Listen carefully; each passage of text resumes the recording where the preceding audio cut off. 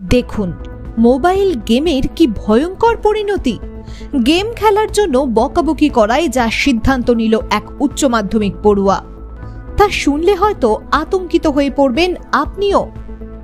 বাড়ি থেকে পালিয়ে নিখোঁজ 17 বছরের সোহেল। জলপাইগুড়ি পৌরসভার 4 নম্বর কামারপাড়া সংলগ্ন এলাকার ঘটনা। এই এলাকার বাসিন্দা মজিরাম খাতুনের একমাত্র ছেলে সোহেল নাকি দিন দিন মোবাইল গেমের প্রতি আসক্ত হয়ে পড়ছিল, আর সেই কারণে বাড়ি থেকে তাকে বকাবকি করায় সেই বৃহস্পতিবার বাড়ি থেকে বেরিয়ে যায়। আজ নিয়ে 2 দিন হলো, চারিদিকে খোঁজাখুঁজি করার পরও মেলেনি সন্ধান। এই বিষয়ে জলপাইগুড়ি কোতোয়ালি থানায় একটি মিসিং ডায়েরিও করেন নিখোঁজ ছেলের পরিবার। কি হলো আর কবে নাগাদ আপনার ছেলে নিখোঁজ হলো? প্রতিবার থেকে 2টা থেকে বাড়ি থেকে চলে গেছে। এবছর থেকে উচ্চ মাধ্যমিক দিত। এইভাবে চলে যাওয়ার কারণ কি মনে হয়? কি কারণ?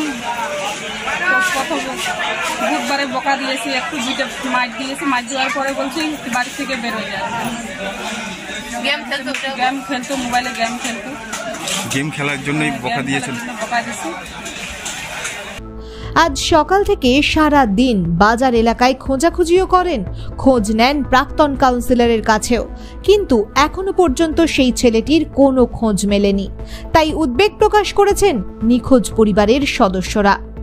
ওনারা খোঁজাখুঁজি করতে পাওয়া যায়নি, তাও আমরা দেখি আপনাদের মাধ্যমে যদি কোথাও খুঁজে বের করা যায়, কেউ যদি পান তাহলে এই নাম্বারে, যে নাম্বারটা আপনাদের মাধ্যমে দেওয়া হবে সেই নাম্বারে যদি ফোন করে জানা দিলে ভালো। মূলত এই যে মোবাইলের প্রতি আসক্ত একটা ছেলে মেয়েদের, তাই আমি শুনলাম এখন তো ছোটোবেলার থেকেই বাচ্চাদেরও মোবাইলের প্রতি আগ্রহ থাকে, সেই আগ্রহ কারণে হয়তো বা বকাবকি একটু করছে ছেলে মা, ওর গার্জেন, ওর বাবা নেই, একটাই ছেলে।